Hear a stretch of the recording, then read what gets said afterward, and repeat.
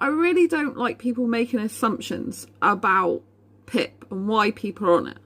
I've just had a comment on my channel that basically says, well, you can see it. So this guy comments, I'm on universal credit and I'm sorry, should not get so much and cars, etc. for being on PIP. I don't even drive. Comments like this make me really unhappy and infuriated that people like this person thinks it's just because I had PIP, which I haven't currently got anymore, that I'm living the high life because I've got my PIP and just spending it on things I don't need to spend it on. Like, I don't even drive. There was a person who made an assumption about this before on my channel, on another PIP video. I don't drive. I can't physically drive. I don't have a driver's license. I have a provisional driver's license for ID alone. Right? I haven't taken driving lessons since I was 19. Which, of course, I'm young, so that's not that long ago, really. Wink. But, do you know what I'm saying? This, you know, gets so much more. I don't get so much more, right? My universal credit alone, because of my disabilities, all my health conditions, my allergies and food intolerances are not enough for me to live on.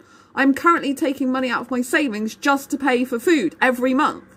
Because my universal credit is not enough money. And I'm on limited capability for work and work-related activity. Besides a component of universal credit. And it's not enough. Because of my rent, food and bills living in Exeter in the UK. But if I went elsewhere, then that would be worse for my disabilities. Plus the local housing allowance would be less. And, you know, there's nowhere else in my city that I can move to for the price I can actually afford just on universal credit. So I'm stuck. No, I don't drive. I don't smoke. I don't take drugs. I don't drink alcohol. I don't do any of those things. At the moment, I'm turning down just to drink out with people. Because of my financial situation. Yes, I still go to the cinema. My physio's actually recommended that as part of my rehabilitation for my spinal injury and pain because she knows that it helps lower my anxiety. So she's actually told me to go to that. But that's the only thing I'm paying out for. And I'm paying out for Disney Plus as well.